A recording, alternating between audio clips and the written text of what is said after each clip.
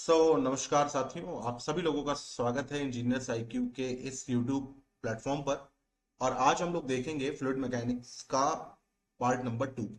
तो पहला क्वेश्चन आपके सामने यहाँ पर है। ये कह रहा है कि which of the following is a property of an ideal fluid. तो आइडियल फ्लूइड की क्या प्रॉपर्टी होती है कि क्या वो कंप्रेसिबल होगा और विस्कस होगा? नहीं। क्या वो इनकंप्रेसिबल होगा और नॉन विस्कस होगा? क्या वो कंप्रेसिबल होगा और नॉन विस्कस होगा? क्या वो इनकंप्रेसिबल होगा या विस्कस होगा? तो सही जवाब है वो इनकंप्रेसिबल होगा और नॉन विस्कस होगा। ठीक है।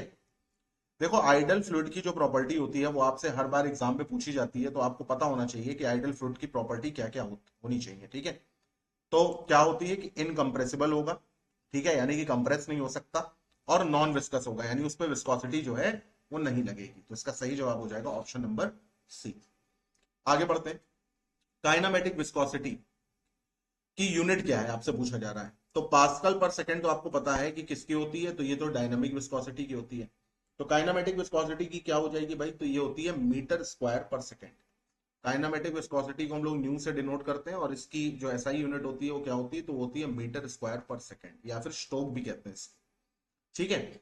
और ये रेशियो होता है किसका? Dynamic viscosity upon density of fluid का। फिर यहां पर देखते हैं क्या कह रहा है। The buoyant force on a submerged body act through which point. तो याद रखना, बॉयंट फोर्स किसी सबमर्ज्ड बॉडी पर एक्ट करेगी, सेंटर ऑफ ग्रेविटी पर नहीं, सेंटर ऑफ प्रेशर पर नहीं, सेंट्रॉइड ऑफ द बॉडी पे नहीं, और सेंटर ऑफ बॉयंसी। तो सेंटर ऑफ बॉयंसी आंसर इसका बिल्कुल सही हो जाएगा। ये भी आपका आरआरबी का पूछा गया क्वेश्चन है। अब कह रहा है इनमें से कौन सा लॉ है जो ये स्टेट करता है कि pressure applied at any point in a confined fluid is transmitted equally in all direction.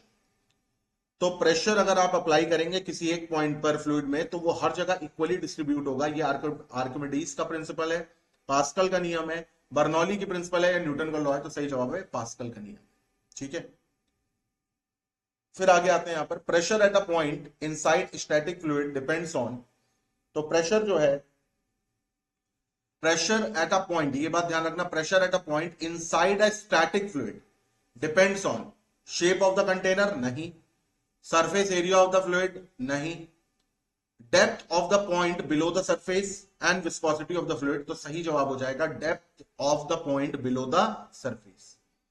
अगले क्वेश्चन पर आते हैं। कह रहा है device use to measure the pressure of liquid. तो ऐसी डिवाइस बताइए जिससे प्रेशर आप मेजर कर पाए, किसका? लिक्विड का।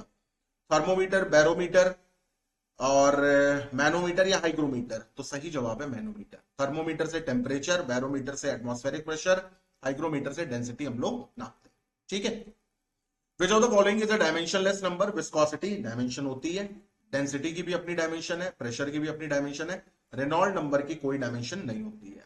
रेनॉल्ड नंबर क्या होता है? तो याद रखिएगा, रिव होता है। क्या होता है? रिव, यानी कि inertial force upon viscous force. Inertial force upon viscous force. ठीक है। फिर यहां पर देखो, अगले क्वेश्चन पर आते हैं। इन अ स्ट्रीमलाइन फ्लो, एक स्ट्रीमलाइन फ्लो में the velocity of fluid particle at a given point, the velocity of fluid particle at a given point. तो फ्लो कौन सा हमारा स्ट्रीमलाइन फ्लो है?